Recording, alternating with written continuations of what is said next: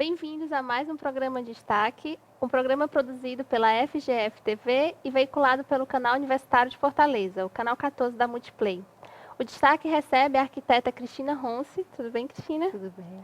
A Cristina ela possui graduação em Arquitetura e Urbanismo pela Universidade Federal do Ceará e mestrado em Desenvolvimento e Meio Ambiente pela Universidade Federal também.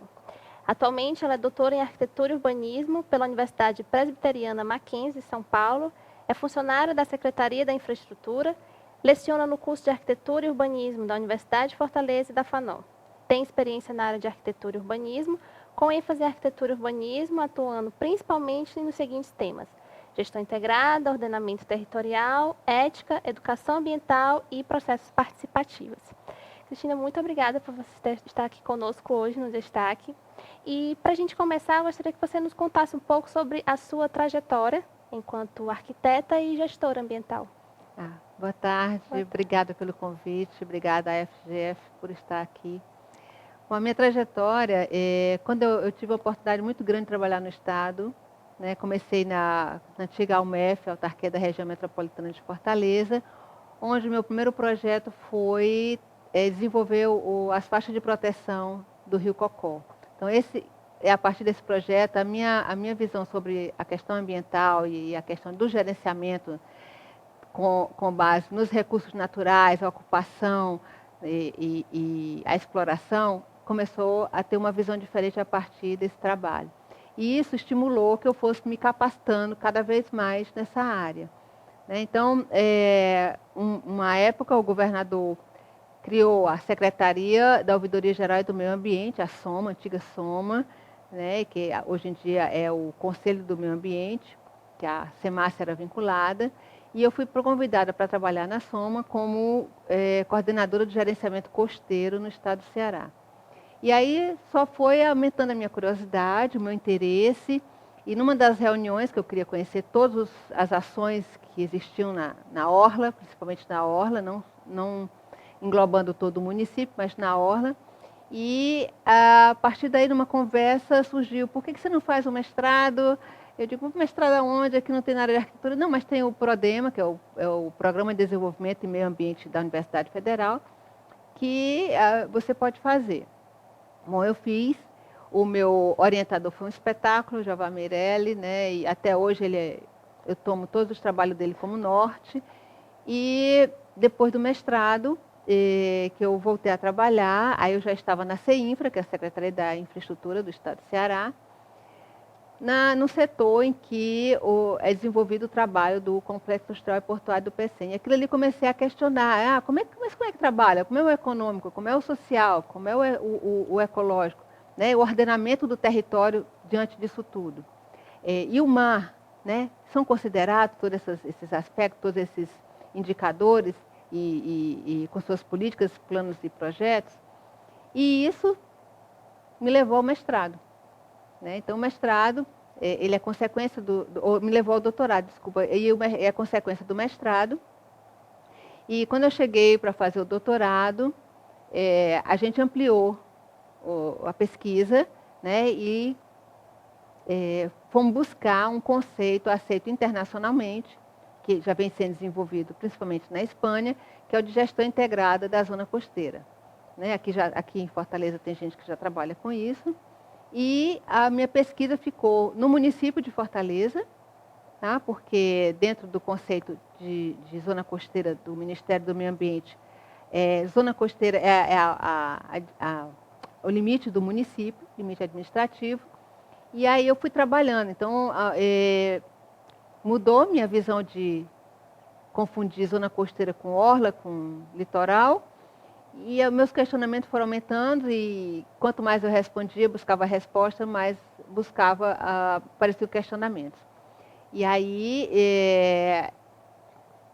eu só tenho a dizer que o Estado ele me impulsionou e abriu caminhos para que eu continuasse, né, o meu desenvolvimento do meu conhecimento nessa área. Você poderia nos explicar um pouquinho a diferença entre orla, zona costeira? Bom, pelo Ministério, né, a zona costeira é a área do município, são municípios costeiros, O Orla, ele tem um limite físico, né, no continente, 200 metros para dentro do continente, e a isóbata de 10 metros de profundidade no oceano. Então, essa faixa é a faixa de Orla. Então, é diferente a gente não confundir, mais em maneira de termos técnicos, né, do que o termo comum que a população usa. Essa é a diferença. Uma é uma faixa menor e o outro é uma faixa muito maior, né? É o continente e também, né, a isóbata de 10 metros. Né? Então, ele engloba muito mais do que E o que te impulsionou em relação ao mar, por exemplo, na verdade, a desenvolver e a se especializar nessa área? Então, como coordenadora do gerenciamento costeiro, eu tinha que buscar conhecimento. Né? As reuniões, tinham reuniões no Brasil todo, então eu tinha que levar as informações que eu colhi aqui para ser discutida nas reuniões. Como eu vinha da formação em arquitetura e urbanismo, né, mais restrita, mais setorizada, mais para ordenamento, né, para ocupação, uso e ocupação do solo, a minha visão era um pouco assim, não completava essa visão que estava sendo desenvolvida na época, que era exatamente para o gerenciamento costeiro. Então, eu busquei conhecimento, quem são os nossos recursos naturais, o que é ecossistema, o que é a diferença de um bioma para outro, quais os biomas que existem aqui. Então, eu tinha que levar essas informações. Para isso, eu tinha que ter subsídios técnicos. Então, eu tive que estudar muito. Né? Então, isso foi me impulsionando e acabou no mestrado e me levou ao doutorado. Existe um bom relacionamento entre a população em geral e as obras do governo com essa relação dessas construções que se realizam em torno ali da costa? Bom, então, o relacionamento é tranquilo. Isso significa o quê? Vários olhares. Ou a população não tem conhecimento, ou a população está recebendo, está trocando por recursos econômicos, está tendo alguma vantagem. Então, tem vários fatores. Então, se houvesse um conflito, né, a partir desse conflito, a gente poderia o quê? Perguntar à população por que ela não está aceitando aquele equipamento, né, e qual a proposta dela. E o Estado, né, por que está colocando aquele projeto, aquele equipamento, sem consultar a população. E se foi tomado todas as providências necessárias. Porque para você aprovar um projeto de determinadas áreas, você tem que atender às questões ambientais e passa pelo Conselho do Meio Ambiente. Né? Então, está tranquilo? Está tranquilo, porque a gente tem que saber por que está tranquilo e por que não há um conflito. Então, conhecer a situação.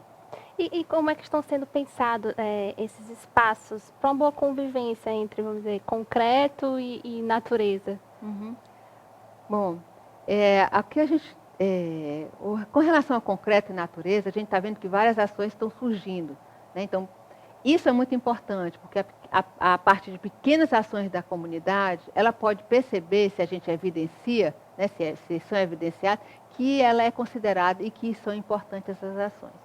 Uma delas, ciclofaixa, né, ela surgiu da onde? A partir da solicitação da comunidade. Né? Então, a gente viu que a comunidade foi ocupando os espaços das ruas, foi riscando o chão de qualquer forma, até que levou a um ordenamento. Então, a partir de uma pequena ação da comunidade, aquilo ali pode se transformar num bem maior para todos. Então, o concreto e a questão da preservação, a questão do verde, a questão das questões climáticas, né? Existem vários instrumentos para medir. Né? Um deles que está em moda é o fator verde. Né? Você considera as ações que minimizam o impacto do carbono, né, na atmosfera, e ganha um selo ou ganha um certificado que você fica credenciado. Então, essas pequenas ações, né, que a comunidade faz, por exemplo, outro exemplo é a horta urbana. Né? Então, uma pequena praça, um pequeno local, um terreno que está desocupado, ali ele é transformado numa horta urbana e você evidencia, né? Você faz programas, faz políticas, faz parceria, e aí aquilo ali vai aparecendo, vai tendo um destaque, a população vai se sentindo valorizada. Então aquilo ali vai estimulando várias ações. É assim que a gente muda as políticas, porque são é a partir da comunidade que se muda. É porque a gente, hoje, nós percebemos muito essa preocupação com o meio ambiente, porque a gente hoje, não sei se a gente pode chamar de resposta, mas a gente hoje vê uma resposta da natureza em relação a esse crescimento que foi acontecendo, e para os leigos, vamos dizer, parece uma coisa um pouco desordenada e a natureza vem dando resposta. Até mesmo os Estados Unidos, que antes não tinha tanta essa preocupação, que não assinou contratos, né, em respeito ao meio ambiente, já está começando a refletir um pouco mais. Mas esse raciocínio do respeito ao meio ambiente, ele já vem de muito tempo, ou só agora que surgiu, ou só agora que nós da população estamos de fato vendo essa mudança? Bom, ele tem uma data, né, que é um marco, é uma data na década de 1960, né, que teve uma conferência internacional que surgiu o conceito de desenvolvimento sustentável, né, ecodesenvolvimento, desenvolvimento sustentável, né. Então é recente, se a gente considerar o tempo De crescimento, né? do mundo, ele é recente. Então, para que isso vá se disseminando, tem que entrar na educação infantil, na educação formal, e a gente sabe que a criança que, né, a partir de a criança que vai adquirindo esse conhecimento, que vai se modificando e pode levar esse conhecimento para dentro de casa, e influenciar a família, né? Então, isso aí vai crescendo, feito uma corrente. E aí, essa questão do conhecimento, quando a gente começa a ver a televisão, ele é um meio muito bom, né? Então a gente começa a observar os desastres naturais, né? Os desastres são naturais. Agora ele pode se transformar numa consequência terrível quando a população está envolvida. Então você começa a perceber que aquilo ali passou muito tempo sem acontecer nada, e a gente já culpou e de repente veio um desastre natural, né? E a gente estava ali. Então, se você considera os estudos, né, você, no ordenamento do solo, consegue minimizar esses impactos. Que a gente vê avalanche, essas coisas que Exatamente, enxurradas. deslizamento, as enchentes, né? Então, quando você canaliza os recursos hídricos, né, você elimina as faixas de espraiamento, as áreas de espraiamento, que é aquela faixa, além da calha do rio, em que a água, a partir do momento que enche, ela se espraia e vai diminuindo a sua velocidade. Então, a canalização, ela provoca um desastre. Existe, eu vi também algumas reportagens recentemente, outros governos de outros países que incentivam, por exemplo, o uso do sistema de iluminação solar para poder guardar energia, para poder utilizar. Existe um incentivo aqui no Brasil do governo em relação a isso? Porque, de fato, é um equipamento caro, né? Mas existe esse incentivo? Olha, existe, em Tauá nós temos lá um parque, né, de fotovoltaicas, tem as energias eólicas, né, que nós temos aqui na nossa costa, se está incorporado ao sistema elétrico normal, isso eu não sei te dizer, mas a gente tem as energias eólicas e as energias fotovoltaicas, né, e Tauá está aqui com esse parque lá, né, de fotovoltaicas. Mas para a população em geral, isso chega de alguma forma? Lá chega, né? Para a população local. Agora, a energia eólica, eu não sei te falar. A fotovoltaica, eu tenho conhecimento que é para o município. De Fortaleza? De Itauá. Eu não conhecia esse. E como que funciona lá, esse parque? Bom, é uma parceria da Universidade Federal, governo federal, e eu não sei mais quem são todos os parceiros. Mas lá é pioneiro lá, é um projeto piloto. E como tem funcionado para a população? Eu não sei, esse eu não tenho mais conhecimento profundo disso aí. Então, agora vamos falar um pouquinho sobre o seu livro, que fala sobre produções de espaço. Como foi que surgiu a ideia para a produção do livro? O livro é consequência do doutorado, né? Então, o meu objetivo era o quê? Era divulgar, disseminar esse conceito que é de gestão integrada de zona costeira. E eu encontrei no livro um meio, né, para a gente começar a divulgar. Então, ele surgiu a partir daí, ele não é uma escrita assim, muito teórica, né? Então, ele tem uma escrita mais acessível e traz até 2010, todas as políticas, programas e projetos existentes para a zona costeira aqui no Brasil, algumas internacionais, e eu faço a relação, né, a análise de cada um a partir dos seus instrumentos e vejo se esses instrumentos estão sendo aplicados ou não. Então, o meu mecanismo de implementação, né, é a partir da verificação desses instrumentos, da efetividade desses instrumentos. E dos projetos que você analisou, quais deles te chamou mais atenção? Olha, a gente tem muita coisa boa, tá? Muito programa, muito plano, muita política, são excelentes. O que falta é porque elas são feitas de forma setorizadas.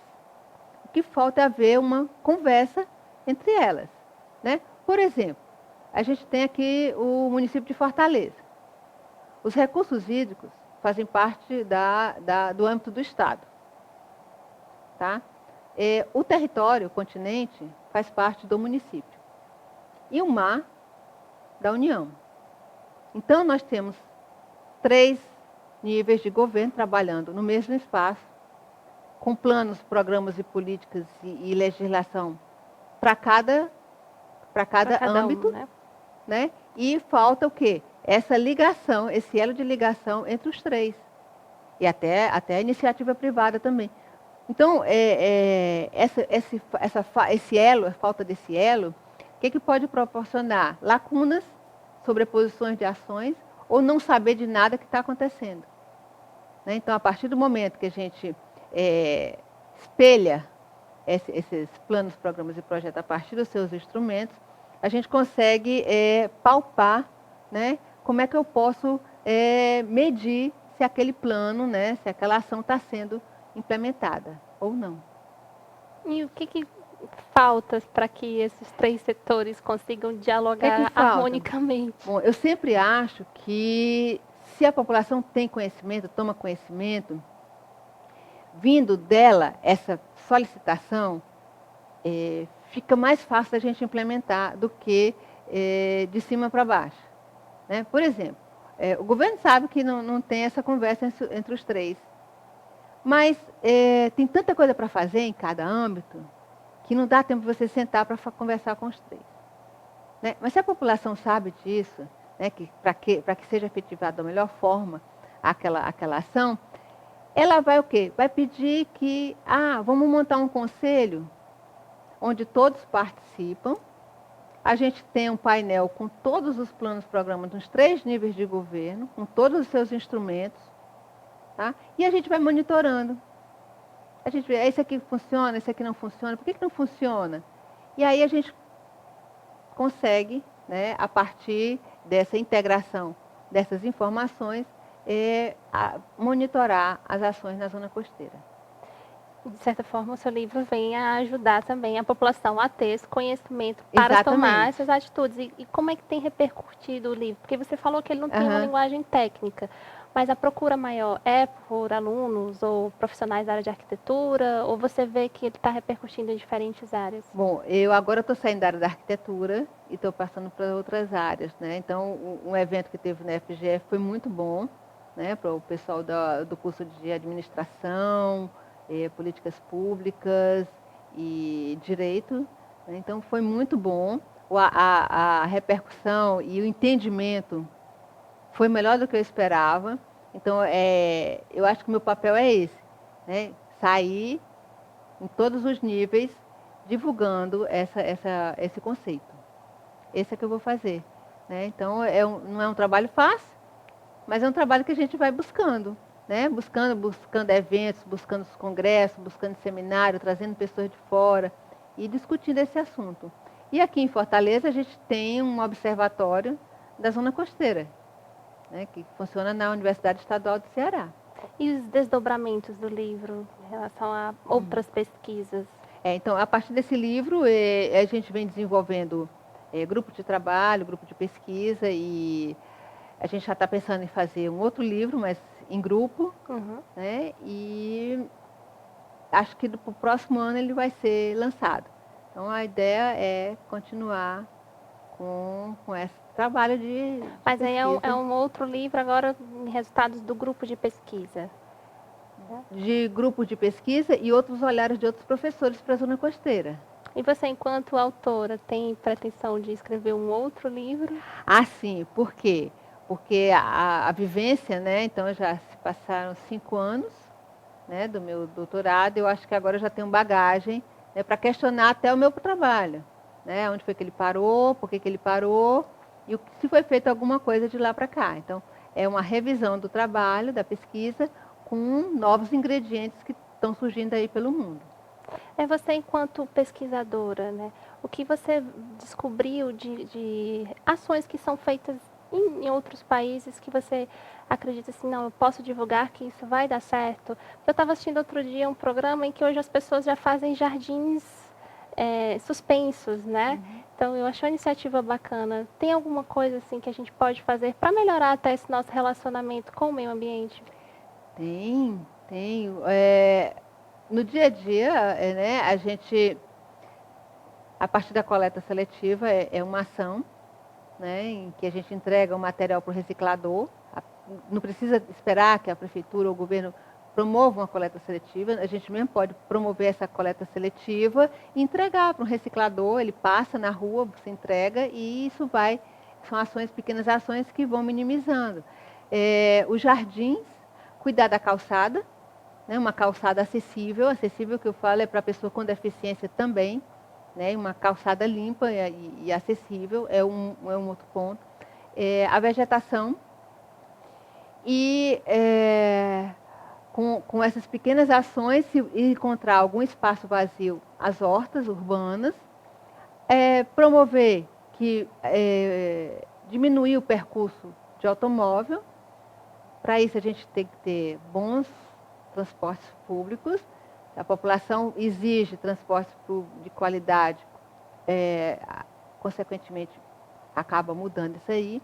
A prefeitura já vem com algumas ações, né, alguns pontos já tem o ALS, né, então você já começa a ver que pequenas ações, né, já temos também um mobile, né, em que a gente consegue, a partir do celular ou da internet, você saber que horas passa o ônibus. Então, o bilhete também já ajuda bastante. Então, somando, né, então se a gente tem um medidor, né, que a gente consiga medir essas ações, a gente pode dar um cálculo para a população, olha, as suas ações assim colaboram tanto com a diminuição na camada de ozônio, né, com o impacto do carbono. Então, carbono zero, então vamos buscar o carbono zero. Então, pode se premiar, né, criar um selo, um prêmio para as melhores ações. A história da parede verde, né, está em moda, né, então parede verde e o teto verde. Recife agora tem uma lei que obriga, né, aos prédios a terem o teto verde. Teto verde. Então a gente, isso também ajuda. Então são várias ações que você somando pode dar um bom resultado. Que bom. Cristina, eu queria muito agradecer a sua presença aqui no Destaque e uma lição que a gente teve para essa produção, que a gente tem uma boa convivência com o espaço que a gente vive, né? Obrigada. Então vamos cuidar do nosso local, né? A gente cuidando do nosso entorno, o somatório de todos dá um bom lugar para todo mundo. Que Obrigada. Bom. Obrigada, Cristina. Boa tarde. Que termina mais um Destaque. Continue com a nossa programação no nosso canal no YouTube e no canal 14 da Multiplay, o canal Universitário de Fortaleza. Até a próxima.